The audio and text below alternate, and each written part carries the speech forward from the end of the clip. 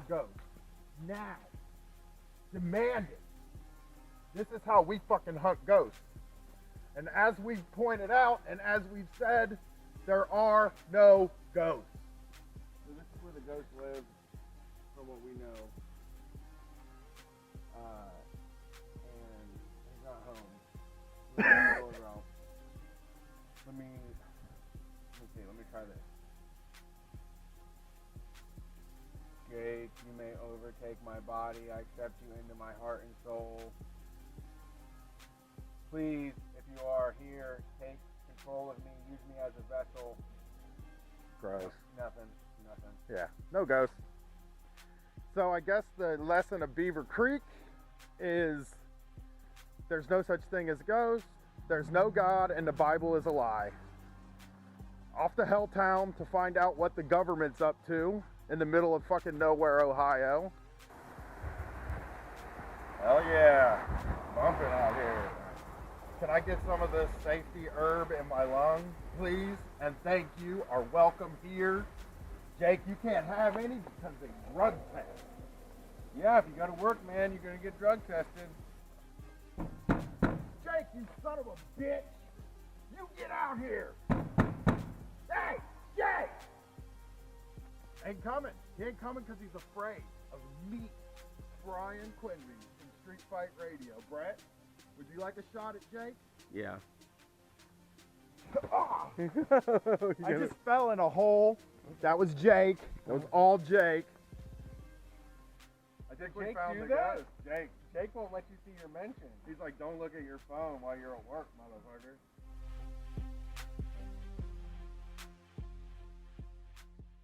Polite It's about just it. not the polite way to have Yeah. sex. That's just I- really one way to have sex that's polite, and it's to say, ma'am, or sir, or non-binary person, would you like to enjoy some making love with me? And then if they answer yes, then you mount that person and you move back and forth politely, and then you kind of finish it up and you say, that was great, and then you never mention it again.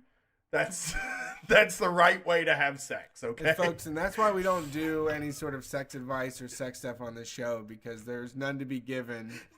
I am wise! I want you to write the polite sex book, like the proper polite method. I just said it. I mean, I tell you what, even the jobs that paid me nothing, like when I was first learning them, it was like, all right, I can do this. You just need somebody to get the plates and make them go from here to here. I can be the master of that. I was really into that, and I can do that. But after a while, it's like, you guys treat me like shit, and I get the plates from here to here every fucking time, and you talk down to me and shit. What's going on? Jesus, you're counting my lunches. Like, you're looking at what I'm eating. You're like figuring out when I'm going out to smoke. Like, all of a sudden, you're in my shit. But all you said you wanted from me was the plates to go from here to here, and I'm getting the plates from here to here.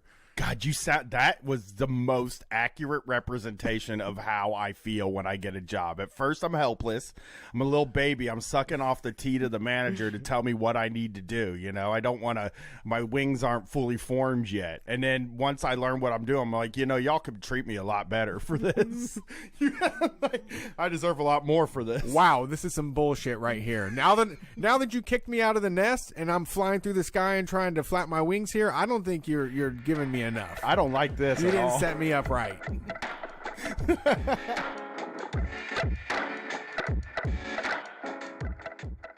How many times have you gone into work and then looked at your boss and said, what are they doing?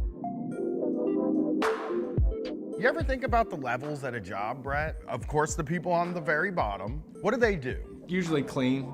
Yeah, and then there is the people just above them. They're the ones that do the second hardest job at the place, right? Deal with customers? Yeah, that sort of thing. And then there's another level above that, and that's the manager that's in the place. Now let's think about what comes after that, right?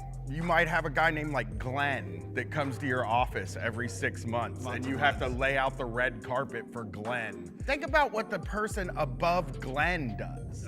Jerry is the person above Glenn, right? Okay. His job is basically going to lunch, right? Yeah, powerful meetings, shaking hands real hard. We're gonna go up to the CEO now. The people that sit around a table and who knows what they're doing? Nobody knows what they talk about. Playing cards. What connection does that person have to what you do and what the customer gets? It just seems like you could really chop like 5 or 6 levels off of any job and the company would still run perfectly. Think about your job. Now imagine your manager isn't there. How much smoother would your day run? I mean, how many of you work a job where you don't even know who the fucking CEO is of the company? That means they're absolutely useless. They're parasites. They're on the top, getting most of the money, sending their kids to private school, driving the fanciest cars, and they can't make a sandwich. Every new level of hierarchy is more money coming out of your paycheck. Unions are fucking great because it's not HR. You need solidarity with the other workers. We need to use that and exercise that. You and your other workers are the most important people at that company. I mean, hell, the way I think about it, maybe you don't get a union at all and you just take the whole company away from the bosses, and that's called a co-op. For the almighty dollar, everyone's a slave. Cause what's the point of doing shit if you ain't getting paid? Can you imagine being that sensitive? Like you, Well, that's like what that they're is the PC as ultimate. hell. Hey, you know what? This is the freest goddamn country, and it's so free that if you don't stand up, you aren't a free person. And goddamn it, boy, if you don't stand up right now, you ain't free. Because you have the freedom to do whatever you want. But I'm telling you, I have the freedom to make you feel bad for doing the freedom. Just get up and say you love it. Just get up right now, Copernic. God damn it. It's so free that you can't do it. You have to. It's free because there's only one way to be. That's why it's free. So be that. Damn you. They don't have anything to live. I mean, their kids hate them. They don't have, all their money got stolen by banksters and shit. Healthcare's running through the fucking roof. Oh my God, have you heard the news? Kids are dying of kratom.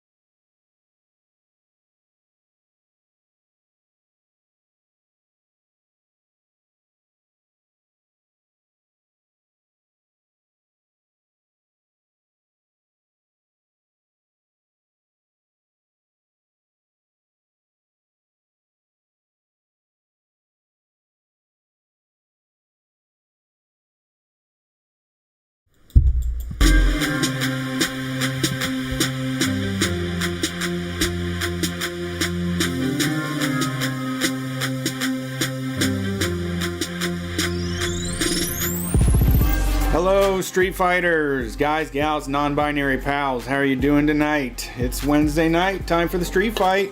As you know, we do it every single week. You can watch it and chat along with everybody by going to Facebook, Twitch, Twitter, or YouTube. So this is happening on January 6th. I don't know what exactly this episode will be like, but everything we say here is valid to change as the news changes.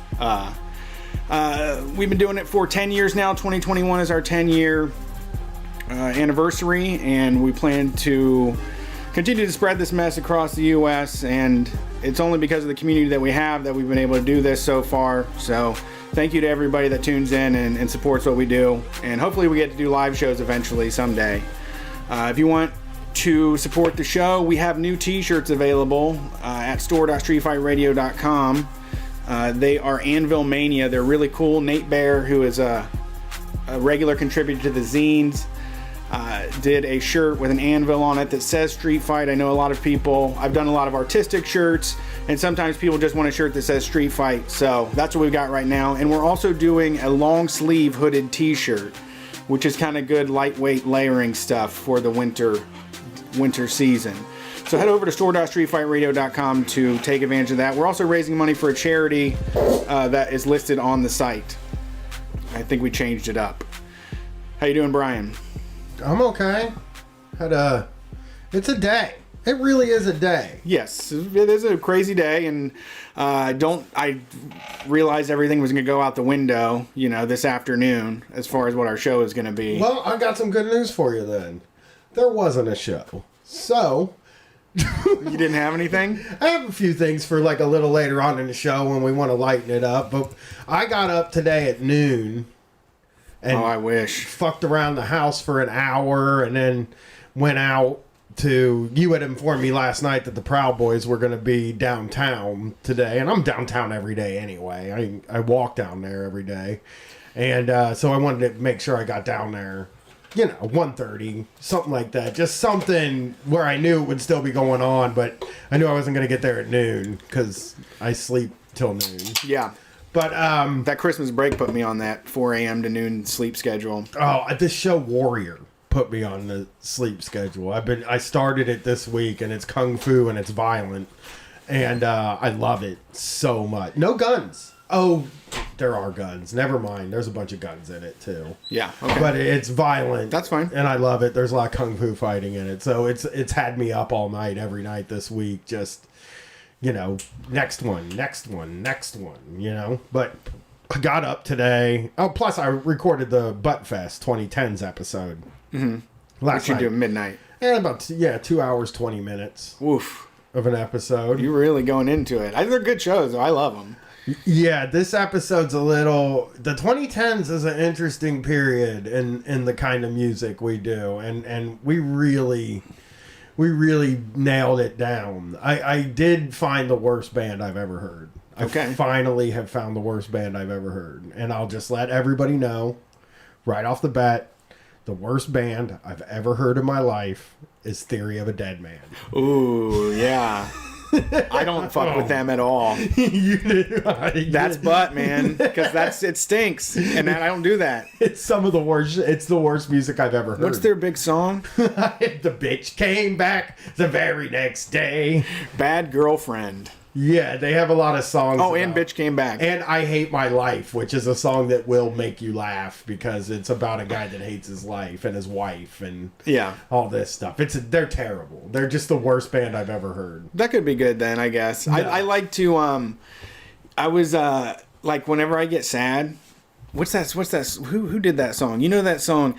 And I'm missing you, and nobody knows it but me. Oh, I know what you're talking about. I listen to that song when I'm really sad because it's so pathetic to me. Like, it just makes me laugh. Yeah. So I feel like if I was like feeling pissed, I feel like a good way to lighten the mood might be Theory of a Dead Man. No, I'm telling you, dude, it's like Nickelback. He does the voice. Yeah. But the music is worse than Nickelback. There's nothing redeeming. Yeah. They're edgy Nickelback.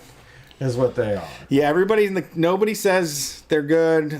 Someone says No one never even liked them when they were into butt rock. Never I know. One's like They're the worst band I've ever heard. I am serious when I say, like, I've never heard anybody that bad. I would play it for you right now if we could play it on the stream, but I'm going to tell you, you will hear these. The Bitch Came Back you will listen to, and you will be like, this is the worst thing I've ever heard. Okay. It's terrible. It's offensive as hell. It's about his girlfriend. yeah, it sounds awful. Yeah. It just sounds distilled down to nothing. Listen like to I Hate My Life and The Bitch Came Back and report back to me, and you will be like, this is pathetic. This is guys sitting on their back porch at a barbecue where the women are all inside doing something and they're outside music, you know? Yeah. Oh, man. He hates his wife. Yeah. You know, but so I got up. Yeah, you can hear Buttfest by going to patreon.com/StreetFighterRadio for And $5 a month. 2 weeks from now, get motivated. I am going to be listening to Rich Dad Poor Dad next week. And me and Brett are going to talk about Rich Dad Poor Dad. We might have a guest. I haven't thought about that yet. But we're going to talk Rich Dad Poor Dad. We're going to... We can probably get someone to listen to it with us. Motivate B-Man. You're going to motivate me. Rich Dad Poor Dad has some good anecdotes in it. Yeah, okay. All right. Well, a lot of them are built on anecdotes. They always have like a little cheeky story that's about 2 paragraphs long, and then they just explain how, they explain it away. Yeah. So Can't wait. I got up and I got moving, and I got downtown at probably about 1:30, and there were about 40 Proud Boys down there, I would say. About 40. Okay. It wasn't a lot. And then the counter protest came down the street while I was there. There was probably about 10 counter protesters. And then what happened was, in Columbus, you protest at the State House, which has the main artery of the bus system running in front of it. Yeah, Columbus is like a bullseye. It's a circle around it, and then there's 2 long streets that meet directly in the middle, and the State House is literally on the corner of Broad and High, which are just like a big plus sign across the city. Yeah. They go on forever. So I got there, and people were getting off the bus just ready to go, dude. They were ready to fight when they got off the bus. You think they saw them through the window and were like, what is this shit? Yeah, I think so. I think I do think, like, because they had some pretty nasty signs. Okay. And flags and stuff. They had the Trump flags up there, and people know what that means. Sure. And they got off, and, they were playing classic rock music, which was... Classic rock, like what? We Will Rock You. Oh, no. Like Jock Jam? Yeah, it was Arena? embarrassing. I was sort of almost, if I didn't hate the Proud Boys, I would have been embarrassed for them, because it was just like one of those things where you see people making asses of themselves, like total complete. Just they're online people. Your back hair is standing up. You've got full goose pimples. You have to turn away because it's making your jaw tighten up. You just are fully embarrassed for them. Yeah, your ass is red. They're playing We Will Rock You, and they're singing along with it at the people across the street where I'm standing, because basically the police were filtering people off the bus and then across the street. So a fucking fight would break out, and then the police would grab the people on our side and bring them back across the street, and it was just like this kind of constant thing. A fight would break out? Yeah, like somebody would get off the bus, hopping mad as hell, like Yosemite Sam, right, and just start screaming. And they might not get into a fist fight, but they might swing a few times or slap or something like that, and it would get separated. And then what happened was, I don't know how it got coordinated, but the group of people that I was standing with, which, by the way, this was the only time I've ever been sort of weirded out because I was afraid they were going to think I was one of the Proud Boys. I wasn't wearing yellow, but I am like a white guy in cargo pants that's like, I just no identifying marks. I'm trying to talk to people while we're there. Like, oh, hey, what's going on? What's been going on? Just letting everybody know. I'm on your team. I'm not on their team. Okay? Yeah, I'm the only white dude there. Okay. There were 2 there were two on our side. It was me and another white guy. Yeah, I think everybody knows that they got like the chintziest ass like Kirkland cargo pants on. They got the Costco cargo pants on. I don't think you look Proud Boy. Oh yeah, because I got nice cargo pants. I feel that way too sometimes. I have this undershirt that's like my exercise shirt, so whenever I always wear it to protest, but it is literally Blue Lives Matter blue. Yeah. And so I don't, and when I'm walking and I'm like riding my bike and just like surveying the situation, it's like I also look like an undercover cop that could just be counting the people that are here right now. Yeah. So what ended up happening is the side I'm on decides to cross the street. Okay. Take it to them. And take it right to them. We crossed the street in the crosswalk, and then came around and then squared off. Yeah. Started fighting. Not yet. Okay. Started yelling at each other. Just got in each other's faces. Yeah. And we get up on the lawn. The police are it's like toothpaste coming out of a tube. You know what I mean? Like, it just keeps moving. And there's not enough cops there to stand between people. Because you've been to these things in the past in Pikeville and J20 and stuff like that. The police will stand in between. They'll always face us. They never face them. Yeah. But they will face us, and you usually can't get around them. There isn't like no getting around them, but there weren't enough there to stop people from getting around them, so they got right around them, and they stood there and yelled a little bit. They got up on the lawn, and they were kind of yelling at each other like in a really disorganized like way. It was very weird because it was like you'd be standing next to a Black Lives Matter protester and a Proud Boy at the same time. Right. And you're just like, fuck, you know what I mean? Somebody might hit me. Right. You get sucker punched. And I'm like kind of standing there, and a guy walks up, one of the Proud Boys walks up. Nobody's fighting yet. It's just yelling. And it's really like the people on our side were really being like throw the first punch. Okay. People. You know what I mean? Shut me up. Yeah, which I'm not a throw the first punch guy. You know, I'm a throw the first punch guy. You know, the difference is I would never say throw the first punch because I don't want to get punched. You know what I mean? That's my philosophy here. Yeah, I mean, I think you got to strike first is the best way to win any fight. But yeah, if it's good, you just have to know when it's going there and make the turn before they do. Because it is about making the decision before they make the decision. Right, because that's how you get a couple seconds for them to be like, I'm getting hit. What's going on? And then you know. Yeah, so one of the Proud Boys walks up and grabs a Black Lives Matter flag and tries to run off with it. But the guy that he grabbed it from got a hold of him and fucking flipped him down on the ground and just started punching him. And the cops broke it up, and the other Proud Boys started to feel bold. Okay. So then guys just started throwing punches all around me. It was like being in a mosh pit. And then somebody throws a vanilla latte. I know because it smelled like one, and I took most of the vanilla latte. So I don't know who threw it, but I'm the one that took. Like, my whole coat was covered. I was soaking wet, and I had to leave. Like, I was just like, it's freezing out here. I'm soaking wet. I got to get out of here. Like, so I had to leave the protest like I shit my pants or something. You know what I mean? Like, I had to get out of there. How long did the brawl last? 5 minutes, maybe less. It's just a really quick, like, just flare up. And then I think everybody was just kind of like, we're going to get out of here. I did see a Proud Boy was wearing a helmet. Which is funny anyway. Yeah.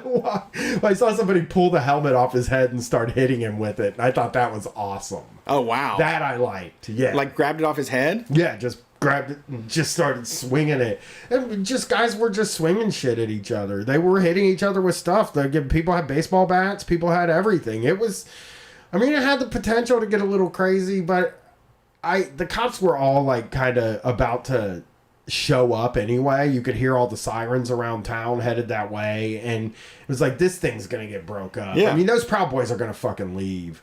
They weren't fighting with Antifa, you know what I mean? They were fighting with people who just got off the bus, right? Who were just mad that they were there, right? They can't win that fight. Yeah, they can't win someone that's had a bad day and is taking the bus. Yeah, for sure. So You know, there were some people bleeding, but I don't think it got too. It didn't get too crazy down there. Now, while I'm down there, I'm also on my phone watching what's going on in DC. And I'm like, what the fuck is going on? Like, what the hell? Right.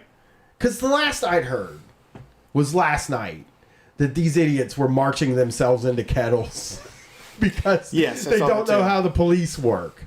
So they were just marching around town. You know, guys were selling ammunition. There was that whole story about magazines.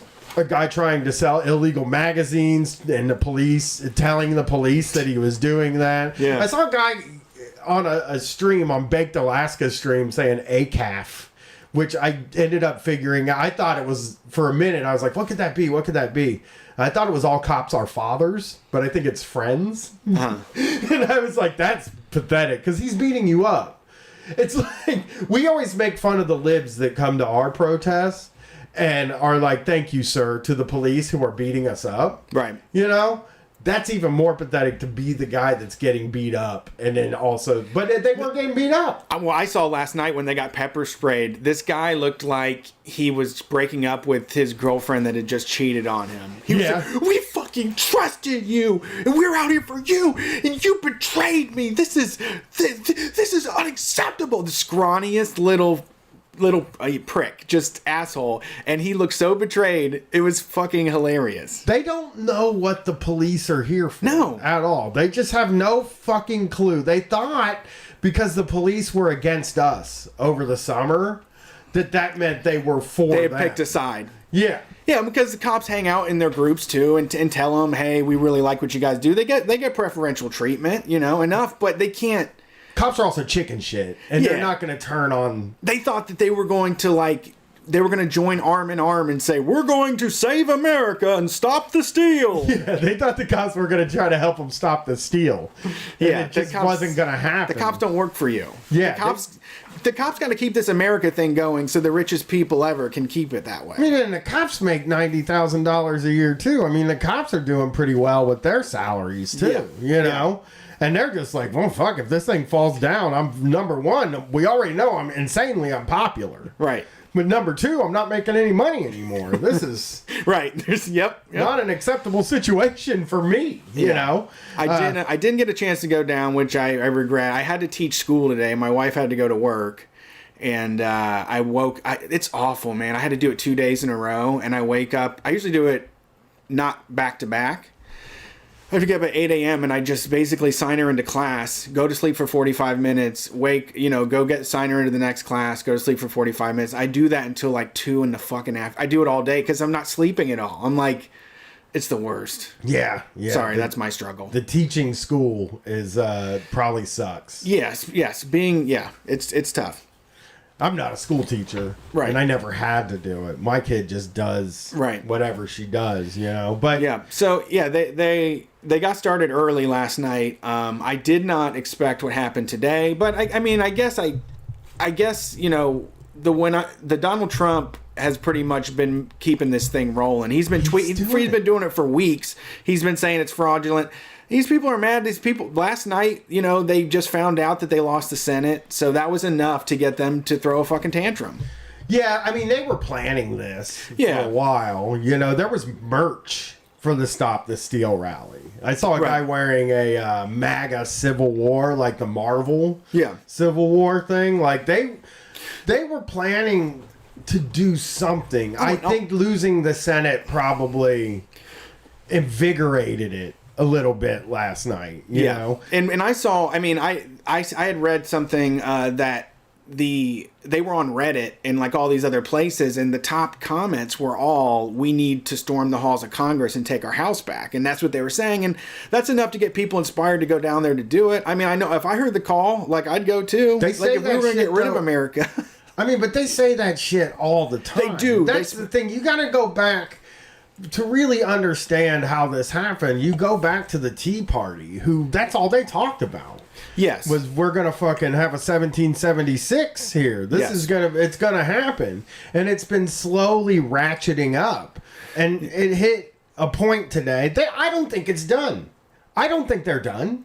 You know, No. I think they're done for right tonight. But I also know that there is a inauguration that they're not too happy about happening in 2 weeks. That I don't know what the fuck is going to happen down there. As long as innocent people don't get hurt, I don't care what happens to them. You know what I mean? Like, I'm not cheering on the police because I'm not on their team neither. Yeah. You know? But if they have to go out there and beat up Proud Boys with tears in their eyes, I don't want to do it, man. I love you so much. Yeah. But yeah, it was, and it's all massaged. I mean, it's like they've just riled people up, man. They just have done it. They have their own media. They have their own system. My, the election made my independent cousin. He went full QAnon. I'd like to read those posts you sent me today. Yeah. If you don't care. Yeah. Because those were incredible. Okay. To me, I think those are good. That's a good indication of where their brains are. Because he was there. Yeah, Brett's cousin went to Stop the Steal. Yep.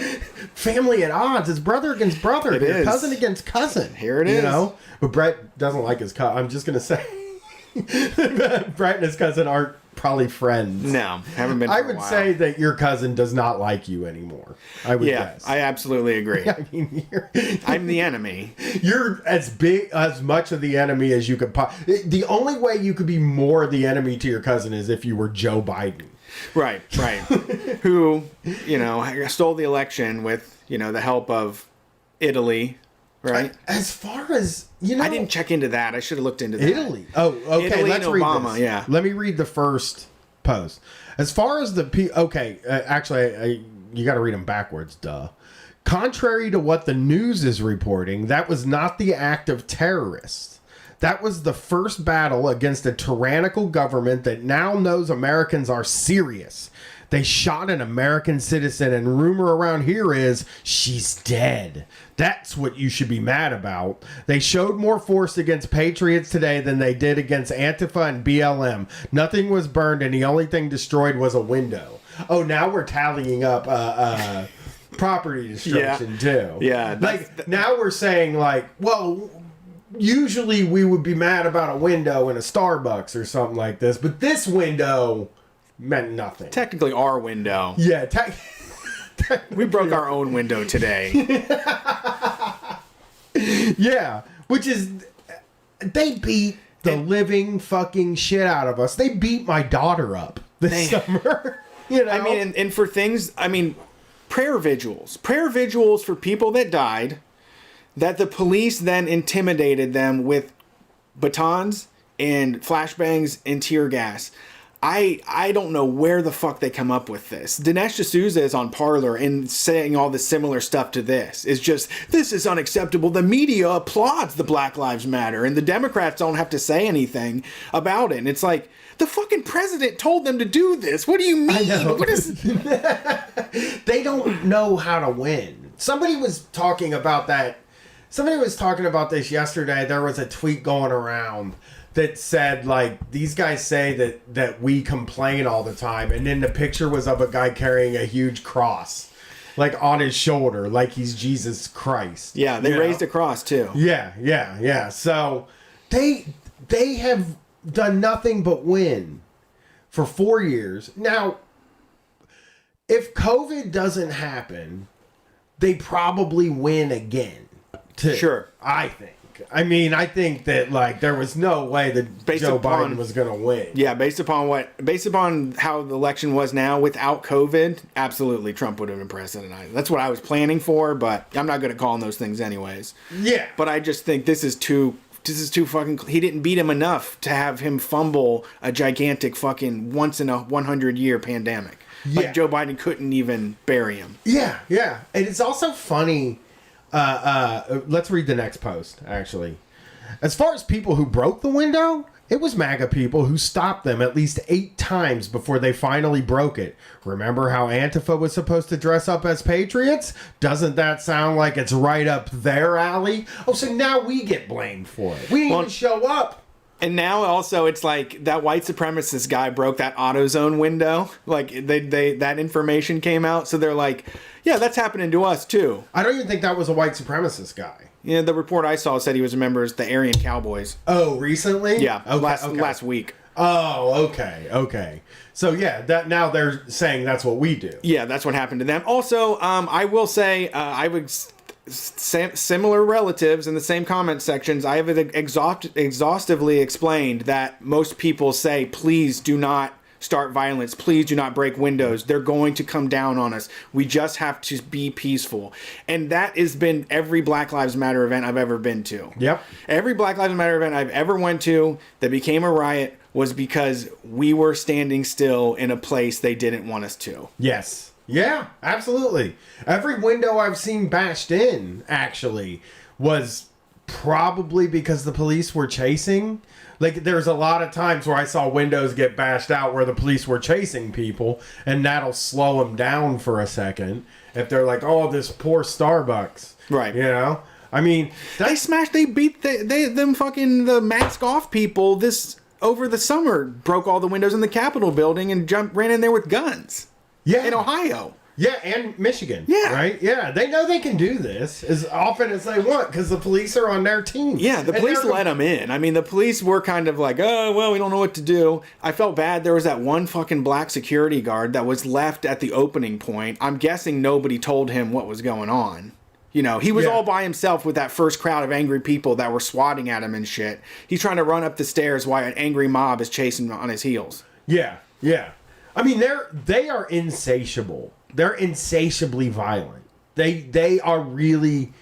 Well, that's what they want the world to be more violent. Like we some people may see like the Black Lives Matter and Antifa may use some form of violence to send a message. But overall, we don't want the world to be more violent. The way that they want everything to be more violent. They want more people in jail. They want more people denied food. They want more people dead. Yeah. Yeah, and it is property. I think both of us have done property damage. I just think, like, I was there on J20, and I don't think we could have pulled this off because the police were much more militant against us. There's no fucking way. I did a Black Lives Matter protest in DC after I don't remember who had been killed, unfortunately. It was so many. But we went to the Capitol building. We couldn't even get on the steps. They had people with guns. They had lasers. They had fucking like snipers on the building. They had armed guards waiting for us. Yeah. Soldiers. Yeah, they're fucking ready for us. You don't get any. We got nowhere near the doors or anything. Yeah, they were throwing flashbangs like a mile away from anything from the government. So yeah, I mean, J20 they went fucking nuts. They ruined a bunch of people's lives. They were like holding them without charges for a long time, and then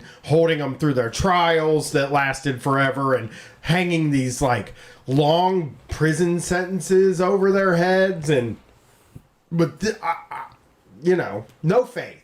I don't know what's going to happen. I mean, that's probably the next subject that we go into is I think they were hunting people down over the summer.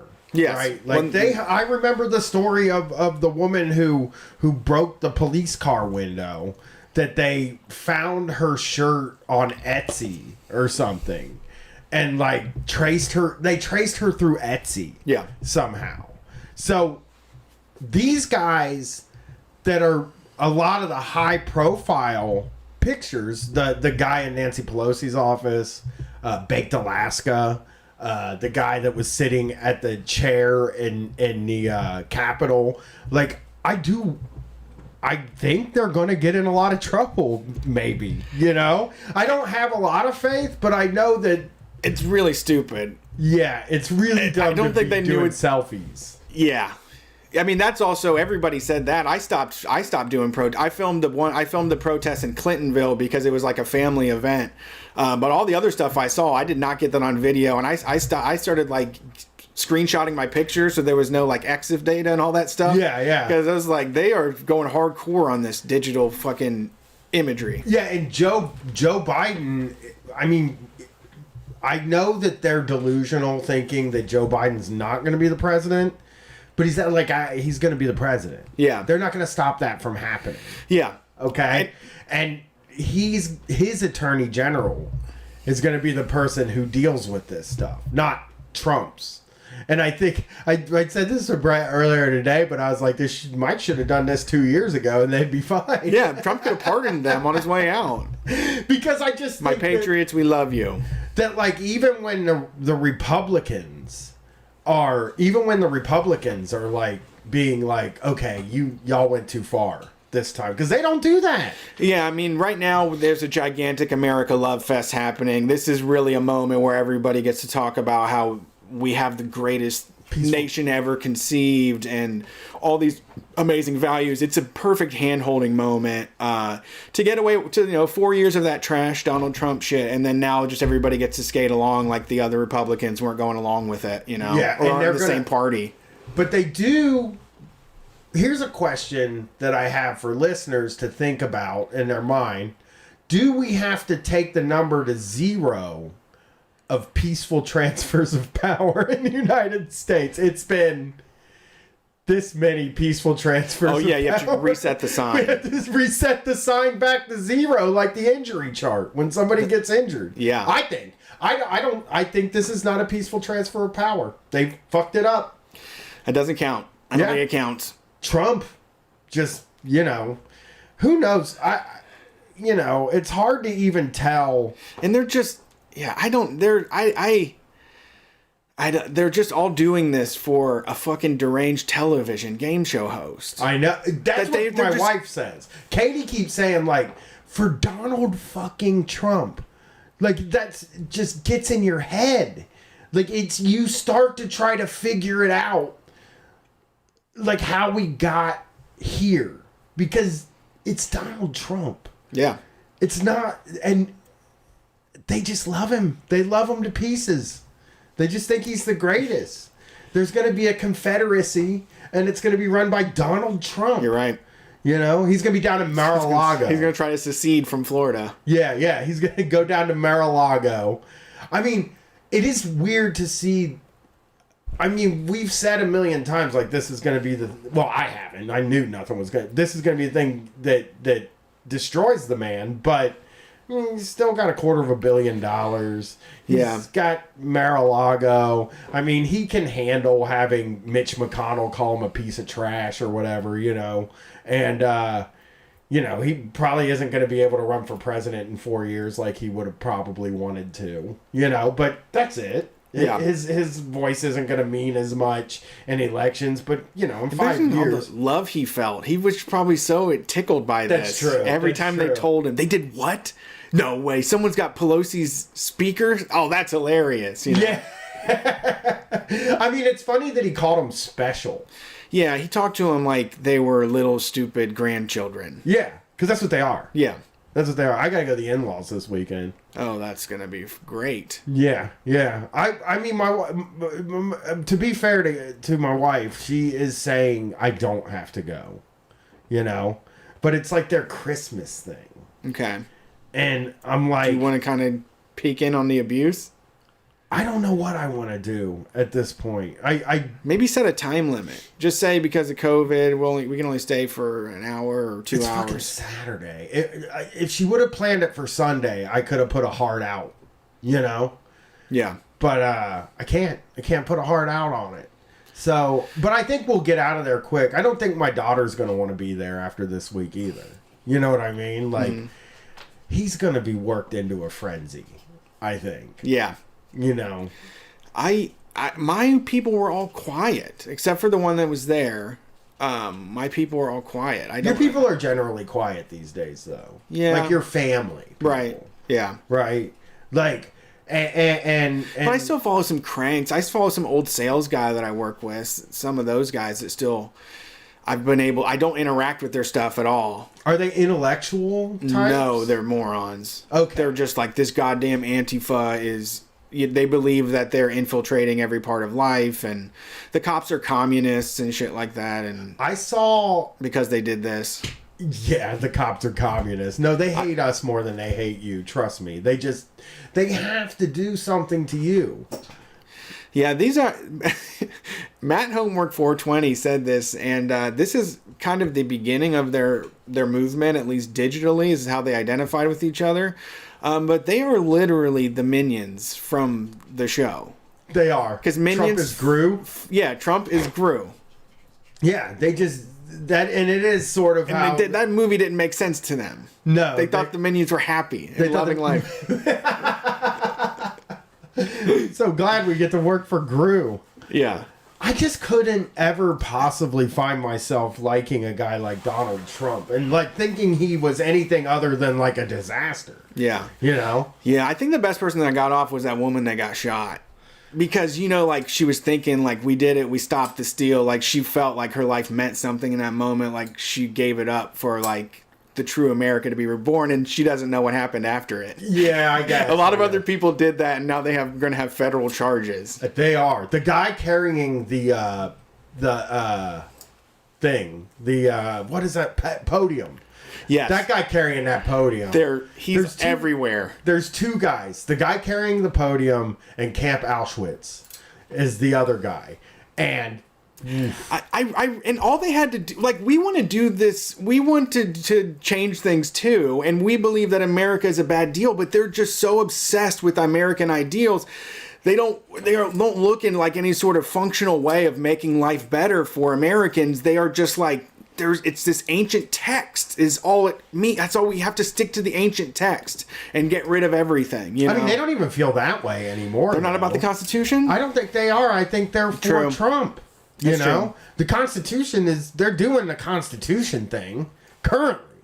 You know, true. Yeah, they're right. They're doing 1776. Also, I saw my other wacko I check in with. Also, both my cousin and the wacko said 1776. Question mark? Question mark? Question mark? No, it's not 1776. I don't think so. Yeah, you're not that popular, guys. It's not even about the Constitution anymore. They don't even probably know what's in there. It's the flag. It is the flag. It's just the flag. It's just literally the cloth now. It might even just be the Trump flag, the Keep America Great flag. It might not even be the American one now. So that was, I mean, what a day. What a fucking day, man. You know, you start 2021, you got Bean Dad, and then you got this. Right. You know? We're rocking and rolling. It is. It's January 6th, and we've already had Bean Dad and this. So, and we got the inauguration coming up. You know? Right, which will be another interesting moment. Also, like you said, this next week is going to be hard to not stay glued to the news on how they're going to make their way through this. You know, America is going to do what they can to stay in power, you know, and not let it be known that you can just run in there and scare them like that. There is another thing that I don't know if you know because you haven't mentioned it to me yet, but Mike Pence changed his border to Joe Biden and Kamala Harris I checked at their victory ceremony. Mike Pence. He also unfollowed Trump on Twitter. Did he really? Yeah. Yeah. He is not into Trump. And Trump got banned from Twitter today. Yep. Trump got a lockout. He's going to have to be Donald X Trump soon. Donald, yeah. He'll just have it. He probably has an alt already. Yeah, he's definitely. All famous people have alts. I'm convinced a famous person has yelled at me in the past. Sure. Apparently it's Mike Pence and his wife, not Joe Biden. Oh, it looks like Joe Biden. Yeah, just some old white-haired guy, grandpa from far away. Yeah, they all look the same. Politicians. Yeah, so I don't know where to go. I mean, I know where to go. I don't know where to go from here. Well, I don't know. It's like there is, you know, like I said, you got to really just have people that you can get a hold of when stuff like this happens that are ready to go and react. Yeah. I can't imagine what it was like in DC. Yeah. You know what I mean? Like, that probably is like a little nerve-wracking experience to have something like that going on. But I mean, we've been to DC when something like this goes on, and 2 blocks over, there's nothing happening. Yeah. You know? Yeah. I guess they're roaming the streets right now, getting beat up and shit. But isn't there a curfew? Yeah. That's why they're getting beat up. Yeah. Yeah. So, Yeah, that's our take on. That is also true. Their late night stuff is hate criming. It's not like they don't steal Jordans. They fucking do hate crimes instead. That's the thing. If they just stole Jordans instead of podiums and like artifacts from the House of Representatives, then I would think that they might not get in trouble. The reason I think they're in trouble is because they're stealing the state stuff. You know, the artifacts that they love so much. You know, just and one other thing I saw was the guy that works for the Blaze. That was calling them revolutionaries and patriots and stuff, and then backpedaled. He took a picture of Nancy Pelosi's computer screen. Yes.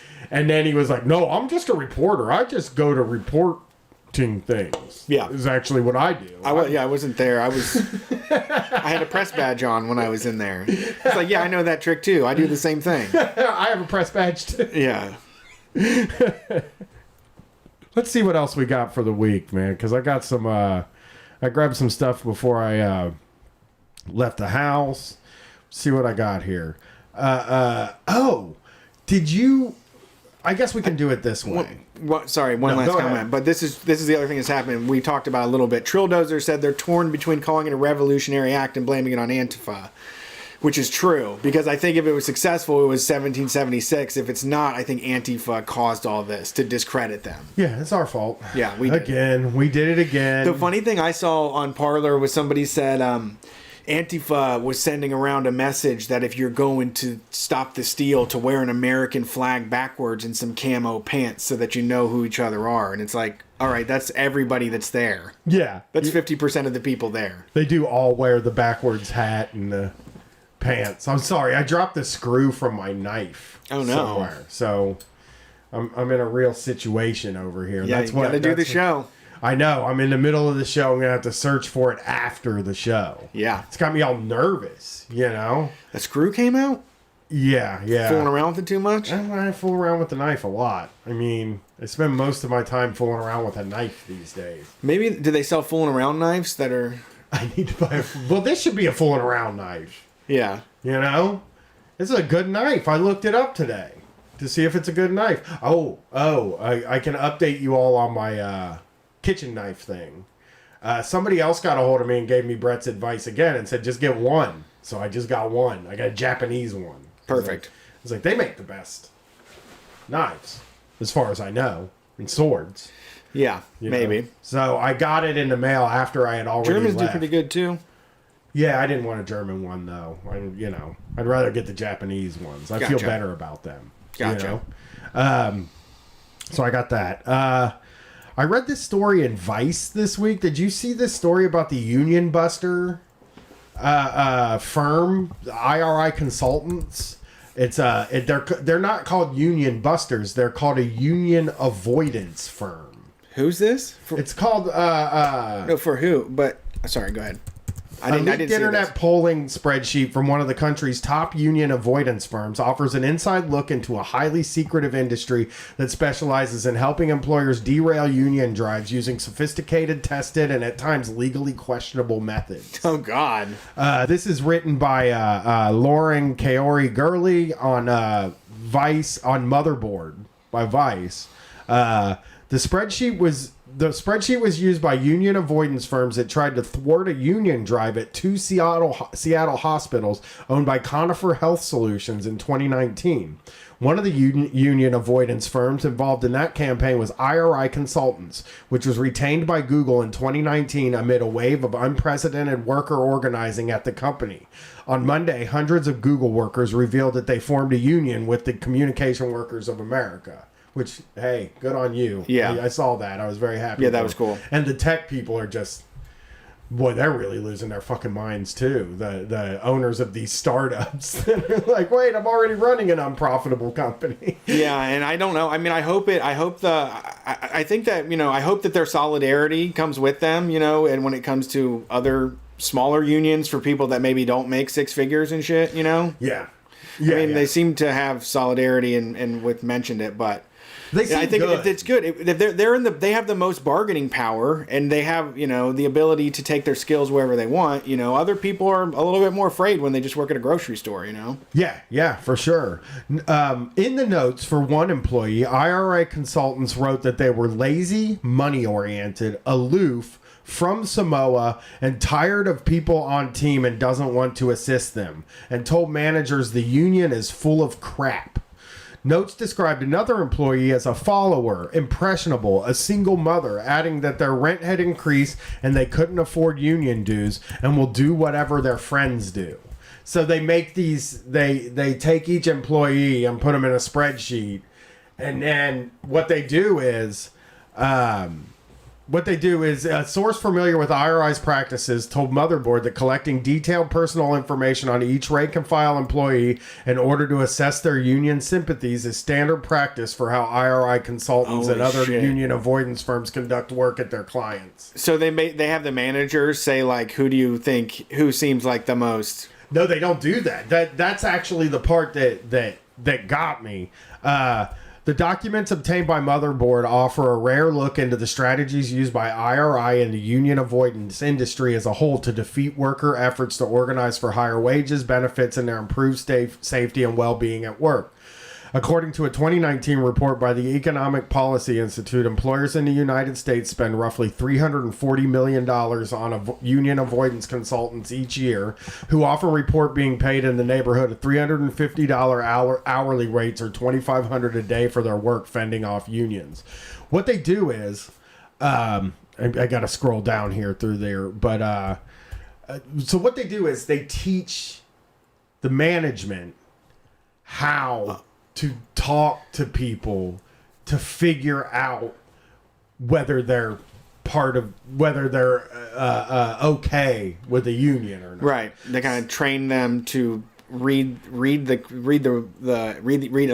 employees and get their. I don't know why I'm so fucking idiotic right now. Yeah, in the documents, union avoidance. It sounds like a lot of gobbledygook.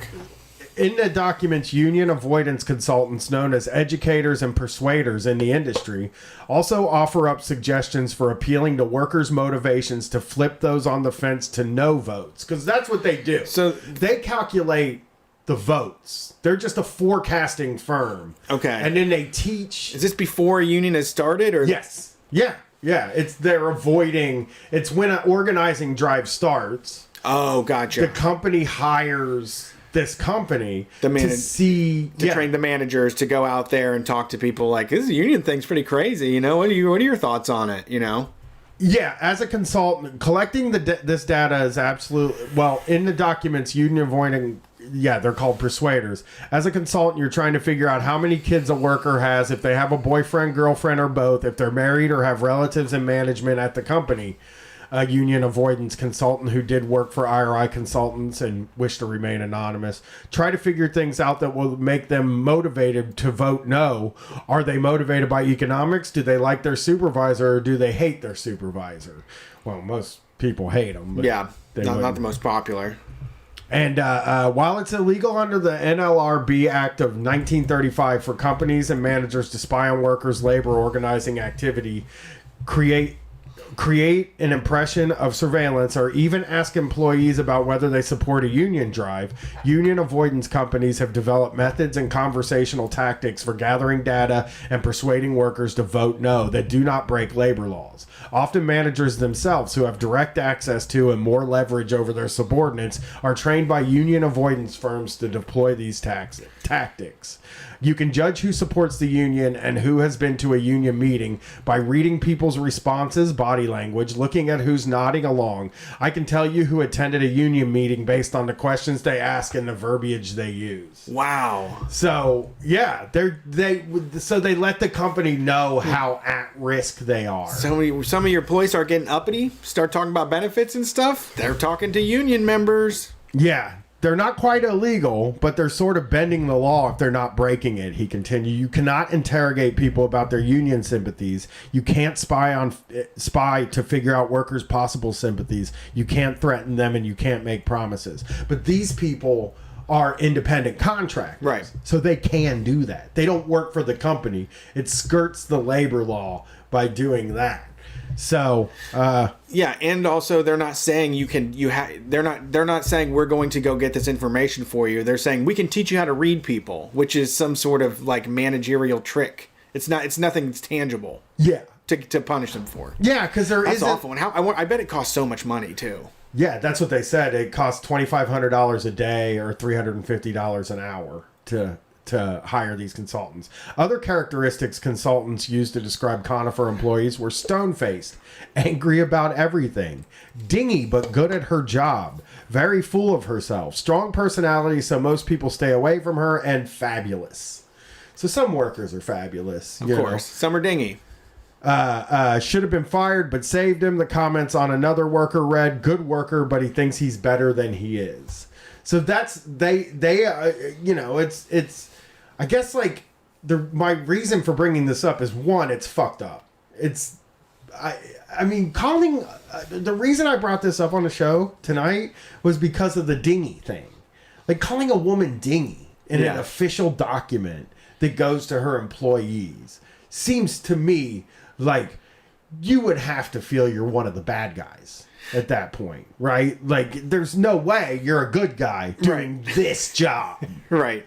Yeah, you're absolutely right. Yeah, I mean you are like the stormtroopers in Star Wars. Yeah, I don't know, it pays well, I guess, is why you're doing it. That's only they charge enough, and I'm sure it pays enough money to keep the roof over your head. According to just bury it down. According to the spreadsheet, the rating system used by consultants is used to predict the outcome of union elections. A worker who received a 1 rating has been identified by consultants as the most pro-union. This type of worker is defined as an internal organizer actively recruiting union supporters, They signed a petition, they're pictured in a flyer, or participated in picketing or other union actions, hosting meetings. Meanwhile, this line killed me. Meanwhile, a worker who receives a 5 rating has been identified as the most pro-company. Oh. So you're either pro-union or you're pro-company. That sounds right. Yeah, which side are you on? That is true. That is true. But a lot of the people that are in unions love their company too. You know? That is like they would hate it to be said that they don't love their company. I know a lot of union. Well, I mean, like the union people that listen to this show obviously hate their company because we hate companies. Period. Like across the board, we hate companies. But like, you know, somebody's mom that's in a union is like, I love the company, and the unions, you know, maybe the union's getting in the way or something. I don't know. So just keep an eye out for people asking questions. Right. If you're in a union drive. I just thought it would be, we have so many union people that listen to this show, and I'm sure they already know about IRI, but I wanted to get it out there that it's happening. Yeah. Gadaday in the chat, good idea. How well would a grift work where you start one of these companies and intentionally do it badly? I think you could. I mean, you could get because basically all you're really doing is saying how many people are going to vote yes and how many people are going to vote no. And if you did it in a way that the company had some false sense of security and then they lost the thing, that is not only making a bunch of fucking money, but it's also fucking up a union busting company. I think it's a good idea. It really is. I mean, you need a website with reviews on it. You need like mission statements and all that stuff. Pictures of people in suits. You need to be able to talk the talk and have the jargon. But yeah, you need to spam Google, I guess. Just you need to get a reputation, I guess. I don't know how you would do it. I would say that even be the cheapest one. Just be the $500 a day one. But I think I also think the easier thing about this thing is you don't have to put the companies on the website because the companies don't want people to know that you're consulting for them. True. So that's another way. Like I'm on their website now, and the industries or they just say what industries they work in. So really all you have to do is say, yeah, I worked with the healthcare industry, the automobile industry. Just keep saying different industries, Yeah.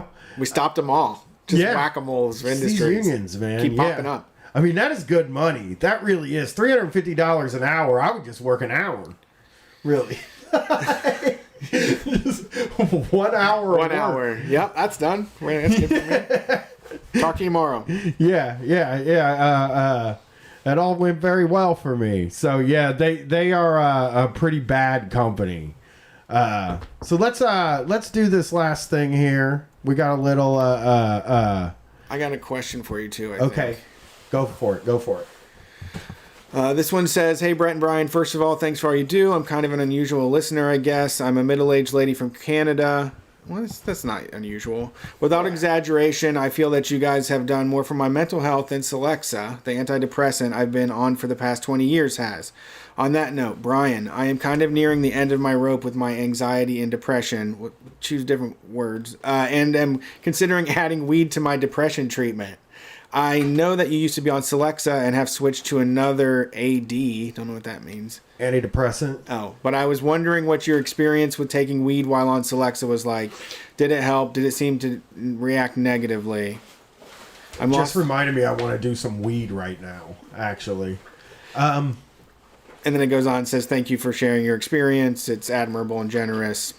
Thank you for writing him. I also want to say, something I should say right off the top is that, like, they told me the reason I switched off of Celexa is because they told me these things have like a shelf life of how long they'll work, and Celexa will lose its kind of effectiveness. That's why I switched a couple years ago when I was having all those fucking panic attacks. I mean, I have found, just this is anecdotal too, that high CBD weed really chills me out and makes me feel better and doesn't give me paranoia. So I eat 10-to-1 gummies, and what that means is it's got 100 milligrams of CBD and 10 milligrams of THC. What that does is CBD kind of makes you feel relaxed, vaguely relaxed, and it counteracts some of the paranoia that you might get when you smoke weed. I would look into switching meds. I know it's scary as hell. I know for a fact it's scary as hell because I was afraid to do it. I didn't get it looked at until I was like real bad for a really long time. I probably spent 2 years going through all these panic attacks and just having like high levels of anxiety. I haven't really figured it out quite yet, but I'm getting there and I'm working on it. It's a lifelong journey. Yeah, like the anxiety thing is like I don't think I'm the best person to ask how to get past anxiety because I've been dealing with it forever. Yeah, she just wanted to say, does weed help? High CBD weed, I think, helps. I don't know. And maybe even just regular THC ass weed might help. I don't know. I found that I was getting very paranoid when I got high until I found these 10-to-1s. And then I stopped feeling paranoid when I got high and I started just enjoying TV again, which is, the goal. The goal. In the end, when you're getting high, really the goal is just enjoying. Make that TV rock. Food and TV. You know what I mean? Right. Absolutely. Yeah. I got one more question. Okay. Hey guys, first of all, love y'all on your show. Secondly, help settle a debate between my husband and me. Is Godsmack butt rock new metal or something else? He thinks of it as a quintessential butt rock, while I think it's more complicated than that. Stay healthy, Rachel. It's butt rock because he does the voice. He does do the voice. Yeah. The voice is the best indication of whether you're looking at butt rock or new metal or just regular metal. Is if they do the voice, it's butt rock. I think that I feel that they were a huge influence for the Breaking Benjamins and the bands that came after them, and Theory of a Dead Man and probably that shit too. But I also think they're butt rock because they don't have the like crunchiness. They don't have like the down-tuned guitars. It's very just standard rock and roll. They also don't. And They also don't have a signature sound. They sound like other stuff. I mean, they do the creepy thing, I guess. Voodoo, but that's like one or two. Yeah, that was songs. one song. You're right. The other ones are just straightforward grunting and playing, bar chords. I can't stop thinking about the Godsmack song where he says, "You're crying like a bitch." Oh yeah, that was a bad one. I keep thinking about it all the time. But they were around with nu metal though, right? They were. I mean, they were around, but I didn't like them. Yeah, I think they were early '90s. They were the next generation of butt rock after, like, they carried the torch. I feel like for some of the early '90s stuff, maybe. Or started it back doing up. The post grunge. With doing the voice, yeah. And the voice is my guiding light. It gets a little difficult in the '80s, but once the '90s hits, the voice should be your guiding light in such questions. Right. If you hear the voice, you're hearing butt rock. But what about Velvet Revolver? Velvet Revolver. Yeah, it is. Okay. It is. He kind of does the voice. A little sometimes. sexier. Yeah, it's more cock rocky, like we said. Yeah, a little bit sexier. Oh, I found out about a super group, a butt rock super group. Really? Right? Scott Stapp, somebody from Guns N' Roses, somebody from they're called Anarchy something. Hold on. Yeah, but it's Bumblefoot from Guns N' Roses. The guitarist is from Guns N' Roses, but it's Bumblefoot, not Slash. I don't even know who Bumblefoot is. Bumblefoot was in Guns N' Roses for that period during Chinese Democracy, like the whole time. It's called Art of Anarchy. Art of Anarchy, yeah. And it was Scott Stapp. Are we butt rock now? Yeah, it was originally. We worked our way into being butt rock. It's funny because it was originally a Scott Weiland project, and then when Scott Weiland died, Scott Stapp took over. So the voice the voice shall not change. We will use the voice. Yeah, and don't get mad at me saying I like Stone Temple Pilots, so I will never be mean. I think Stone Temple Pilots is the best of the grunge bands. Yeah, they're great. Yeah. You ready? You got more? Oh yeah, you have another story. Yeah, I got one more thing we can do. You got more questions? No, that's all of them. If you want to you can send an email to streetfightradio@gmail.com, or we have a contact page on the website if you just go to streetfightradio.com. So I have some questions for you, Brett. This is from Fast Company, and it's 6 quirky questions from real-life job interviews. I love that title. It just really rolls off the tongue. We got some quirky questions from real-life job interviews. Great. So, number 1. Are these the people doing the interview, or these are from interviewees? No. This is from the people doing the interview. Okay. They're going to ask you a quirky question and see how you answer. Oh, yeah. See how quirky I am. Yeah. So, number 1. If you were an animal, which one would you be? Oh, no. Imagine you sit down for something that's like potentially as life affirming or like it's going to change everything. You're going to get this job. You're going to the interview. You feel like, because when you're interviewing for a job, yeah, you really do feel like everything's changing for you at that moment. Like, if I get this, I've never been to a job interview that I felt was low pressure. Yeah. They all feel very high pressure. Yeah, I was going to say, this also feels like there's some animals you can't choose. Like, the first one I was thinking was snake, and then I'm like, uh-oh. People don't trust those. It's like, I don't want to have any arms and legs. I just want to think and bite people. That's what I want to do. That's what I'm here for. Would you say lion? Because that's probably one you don't want to say either. Lion is, yeah, I mean, could come off. It has so many different ways it could come off. Aggro is what it comes off as. You know what I would just say? Cheetah, because it's the fastest, and it would just be the fastest dude. Just the last fact you remember from elementary school. Cheetahs can run 55 miles an hour in short bursts. Yeah. But an emu has more stamina. So I would be an emu. I don't know what I would say. Let's hear This common question is designed to reveal the job seeker's personality and suitability for the role. Have some fun with it and choose an animal whose characteristics align with your prospective role. One person answered that she would be an octopus. Oh yeah, That's you. that's the Goddammit. mood. Yeah. You know, That's the.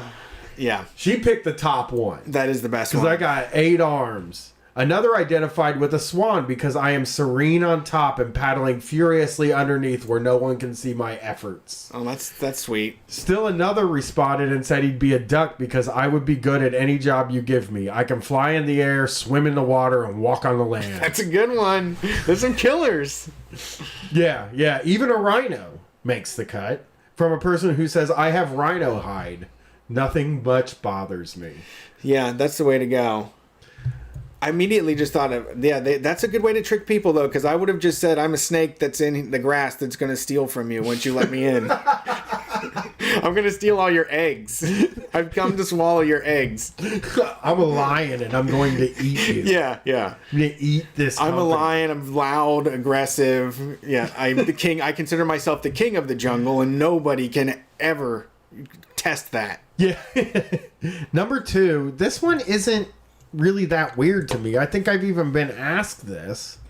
Can you perform under pressure? Oh, God.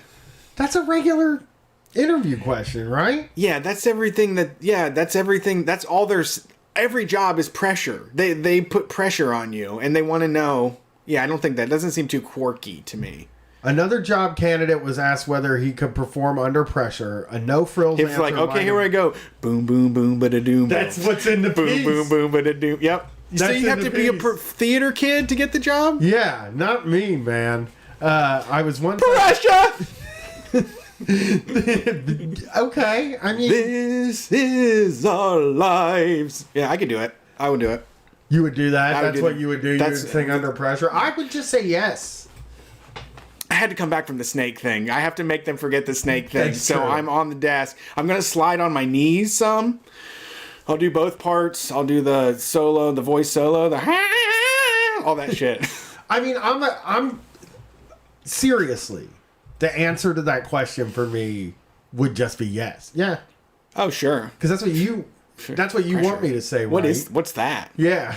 No, I wouldn't even think to be evasive about it at all. I Yeah. would just be like, yeah. There's only one answer. Yeah.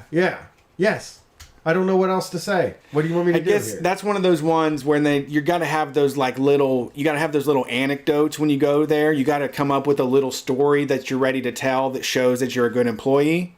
So that's one of those ones where you're like, oh yeah, I'm great under pressure. One time the fridge went out at my old kitchen and we had to get ice and keep everything on that for 24 hours. And we were able to save all the produce and none of it went bad. Some shit like that. True. That is a good one. You got to serve them up with those little annoying anecdotes. Number 3, can you teach me how to do something? What? That one at all. Can you teach? Oh, okay. Yeah, they want you to teach them how to do something. You know, it's a challenge. And, the interviewer said that the last job candidate he posed this question to gave him a lesson in how to put on makeup. He took note of how well she explained a process that was familiar to her. He wanted to see if she could clearly explain something that was known to her. Her choice of topic was perfect too, because putting makeup on others is exactly what this candidate would be doing in her new role. Well, oh, come on. What is this? How quirky are we getting? If you start putting makeup on the guy that's interviewing you, now we got a story. Yeah, now we have a dedicated employee on our hands. Yeah, that's an interesting. But when the job is that, It's to do makeup, yeah. feels like that's what they were asking. Shouldn't that be a part of the process? What would you teach somebody? I'm trying to think of what I would teach somebody. Like, How to flick open a knife? I could teach him how to flick my knife open, but I don't think you want to pull out a knife in an interview. Yeah, you're right. I mean, Yeah, that's hard to come back from. you're in your fucking suit and your slacks, and you just pull the knife out of your pocket, and you're like, no, it's like this. Yeah. And it just opens right up. It's ready to go. You know, it's ready to go. You can cut stuff with it, like all kinds of stuff, really. I'm real nervous about this screw being gone. They're replaceable. Yeah, I'll probably have to send an email. They'll mail me one. Yep. But I won't be able to have my knife for a while. Well, new kitchen knife, you can carry that around in your pocket. Good. I don't know what I would teach somebody how to do. I guess I could teach somebody how to run cable. Like, hey, you want me to show you how to wire a house? Yeah, that would be. I'm coming up with something. I can't come up with anything off the top of my head. That's the problem. Neither could I, really. To teach them. I mean, I don't know. How to Dougie? Yeah, that's a good one. You know why? Number 4, tell me something that I don't know about you. I know what I would say. I fuck real good. Wow. Okay, this is a Heat O'Brien thing. It's just, they wouldn't know that about me, you know? I'm fucking crazy and in the sack is what I want you to know about me. That's also, this could be a problem. You don't want to say that in a job interview? I mean, it could work, I think, in the right situation. Yeah. I don't know what I would say to, even with that, it's like, you know what I would say? I'm a self-starter. What is this? Wait, what is it again? Tell me something I don't know about you. And I would just say something like, oh, I'm a self-starter. I generally do all the work I'm asked to do in a reasonable amount of time, you know? That's just me. That is a great fact. The great fact is I'm really good at jobs. I mean, my gosh. It is. That's what... People don't know. People look at me and they say, he can't be good at jobs. I'm great at jobs. I mean, I really am like the kind of guy that like, I am so nervous. Don't know about you. Interesting facts. Also, once again, I gotta say, here's the thing. Think about if you're too scared or you don't know how to do this, think about your friend that has an interesting life that you think is cool, or somebody that had a cool moment happen to them, and steal that story. Start telling it with yourself as the first person, and then debut it at the interview. That's what you got to do. What I would have to do. That's where a lot of most of my job stories, I pull details from multiple situations that happened, but then organize them so that I was saved the day. You know, if I'm interviewing, yeah. Oh my God, that is smart. I would have never even thought to lie. Oh, constantly. Yeah. I just don't lie. You can't go over the top, you know, but you have to just put, like, a lot of things happen in life. It's like, you're right, the freezers went down and Roger cussed us out all fucking night and we had to spend the whole night mopping the floors and throwing everything away. They don't want to hear that, you know? Yeah. But I remember, you know, somebody else told me that happened to them and their boss wasn't a piece of shit and it worked. So then I combine the stories. Yeah. Number 5. What do you think of your parents and brother? Ooh, that's tough. That's, yeah, I don't know. Wow, yeah. Sister, your parents and or sibling. I would not want to, I would say as an interviewer, I would not want to ask that question because who knows what comes back. Yeah. I mean, people are going to be polite, I suppose, but you're also inviting, some people are just, will answer honestly that question. Some people hate their family. Yeah, and they'll tell you they do. Yeah, some people feel like they have to let everybody know they hate their family. Yeah. Or... I don't know, just weird situations. I guess they just want to hear. I don't know. That's so weird. Yeah, all dead. Someone said. No, they all died because that moves them right off. I was an infant. I was thrown out of the car, and they all drowned in the bottom of a lake. Yeah, they all. I'm the only one that lived. It was fucked up. Really, yeah, it's kind of fucked up. But I can't believe you would ask me a question like that. But you know what? Honestly, let me tell you the truth. Something you don't know about me. I work just to get away from that pain. That's what I like to do, really. If it's the best thing to soothe that bad feeling is just to get me work. Pile some work on me. Put pressure on me. That's what I like to be under pressure. It makes me forget. Here's our last question. A delicate moral dilemma. Accidentally serving meat products to a vegan. So okay. You got to ask, you know, what would you do if you accidentally served meat products to a vegan? Did they eat it is the question, you know? Yeah. I put the wrong dish down. That's what it is. The question is this. Suppose you have a dinner party and serve vegetable soup that has lard, a meat product in it. An important business guest remarks that the soup was delicious, and as a vegan, she's grateful you served it. What do you do?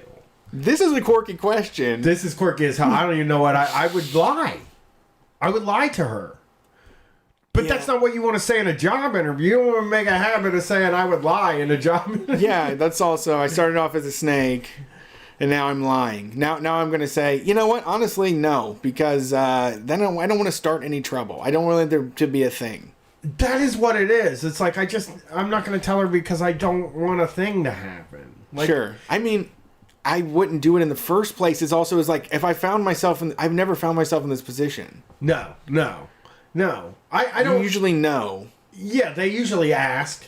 Yeah. You know, especially, you know, if you're known as if everybody else is eating meat, somebody might ask, "Does this have any lard in it?" Yeah. You know, and fuck, man. You know, I think, and they're willing. I mean, they're willing to suspend disbelief too. They're not. They're not going to go check the cabinets and be like, "Was that vegetable stock? Yeah. What was that stock?" They're just going to be like, "Okay, they said it was." Because you have to get along in this world, they have to make some concessions as well. You enjoy. I mean, if you enjoyed it, you know, you just move on.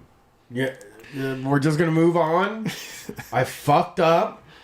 You enjoyed the soup. Yeah, you did like it. You fucking liked it. Yeah. Why don't you start eating that shit again, dude? Why don't you fucking quit it? You know what you like. You just found out what you like. It's bone broth.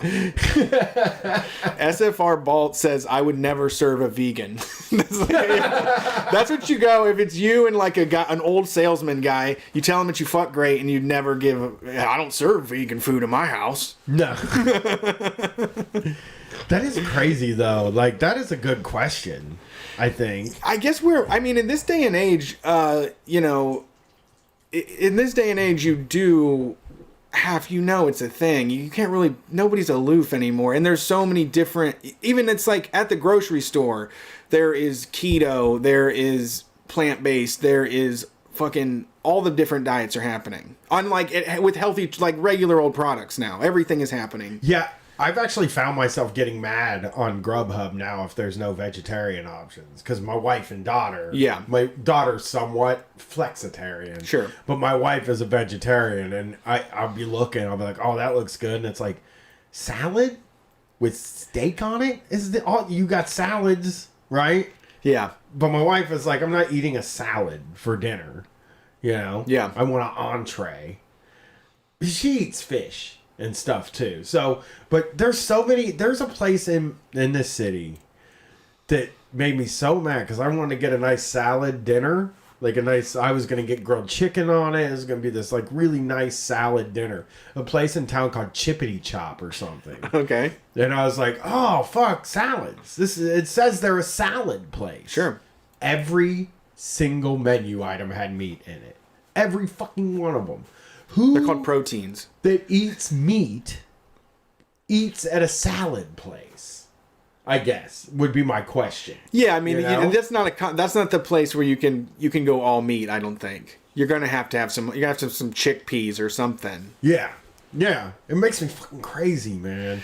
Yeah. Mexican restaurants is really tough in my house because my wife says like it's all wet vegetables, and I'm like, well, yeah. It's good though. It tastes good. Sure. But yeah, if I accidentally served meat products to a vegan, I would not tell her. Or him. I wouldn't find myself in that situation if it happened. I guess it would be who it is. If it was my friend and I could apologize, but I don't want to. I feel like if it's just someone that's strolling through my house that I didn't care enough to ask him about it. Later on, they say, I'm a vegan. Yeah, and you're just like, all right, well, I'm not going to see you again. But sure, weird because you just ate cheese. I did make some cookies to send out for holiday treats, and it was made with butter, green butter, but I had to put they weren't vegan on the thing. That's nice. I did. I mean, you care because you're a vegetarian. You're the first vegetarian I ever met. Sure. Which is fucking crazy. Yeah, I ordered right when I was 35. Yeah, you should have branched out a little bit more, maybe. I know. I didn't know a single vegetarian until I was 35. I'd never heard of somebody saying they were a vegetarian. Sure. Well, I mean, I'd heard the term, but I remember when you first told me, I was like, fucking for real, dude? Yeah. No. I only heard about you in that Dead Eye Dick song. Yeah, I've only heard people make fun of Sure. you. That's it. But then obviously I've said it on the show many times. I actually look up to it. I think it's it's powerful because I know you liked meat when you were eating it. Because I'm back on it now that it's all fake. Yeah. You immediately were like, I'll have a cheeseburger. I'll have a cheeseburger. I made a mac sauce today. I found a good one. It has a little bit of barbecue sauce in it, which felt like a renegade, like I'm just making shit up at home when I read the recipe, but it added like the perfect amount. Thousand Island? No, I did like ketchup and mayonnaise and a little bit of barbecue sauce and some mustard. Mac sauce is Thousand Island with the one I had one that I thought was fantastic. Yeah. Okay. Well, hey, if you like it, I was just helping you out there. Yeah, but you don't know how they're flavoring all that shit. Like I don't know what Thousand Island to use. You know. That's true. They probably got their own proprietary. Yeah. It comes in a caulking gun. I don't know if you knew that. I used to work there, and people used to steal the shit out of those caulking guns. For home projects or just for fun? For mac sauce. Oh, they would steal the mac sauce at their house. You know, that's tight. We were all stealing that shit. Yeah, I want one. I want a caulking gun of mac sauce now. You gotta ask. I mean, they might sell you one. I'm serious, because people used to come in sometimes and ask if they would sell them. I was 16, so I don't remember like what the answer ended up being. But like, they might sell you the caulk container of mac sauce, and then you just got to buy the caulking gun. They got those at Home Depot. You know. Yeah. So there you go. That's the show. Street Fight Radio. Thanks for tuning in. If you want more of what we do, we just did an episode of Undercover Boss about ADT security. Very wishy-washy boss. And also, it was weird because they'd only been with the company for 8 months. And then they didn't do any of the wrap-up stuff. Like, normally at the end of an Undercover Boss, they sit down with the board and tell them what they found. But this guy didn't do any of that. He didn't get to make a speech in front of everybody. It kind of seemed like... It seemed like he... reached out to Undercover Boss, and then they were like, you have to do the show. They were like, we're not going to do the fucking show. ADT is fine. Yeah, ADT didn't want to be involved with it, I don't think, and he just ended up having to do it himself. And he was the chief marketing officer. That's pretty low down on the chiefs. Sure. You know? Sure. One of the lowest chiefs. Yeah. Yes. We will be back on Sunday for a call-in show. We'd love to hear what all y'all are doing. I think it's about time for an ABCD too. I think that makes sense. About time for a guest. Yeah, guest call-in show. Maybe we should launch it with ABCD. That's a good idea. And then also we're working on a Dungeons and Dragons stream. That's coming up next. Brian found his screw, everybody. It just took a little bit of looking. I don't know how he made it through the show. It was hard, I gotta tell you. I was really worried I lost the screw for my knife. Like, having a knife for this long. Add strife. I've had a knife since December 25th, and I already almost broke it. So That's what you're good at.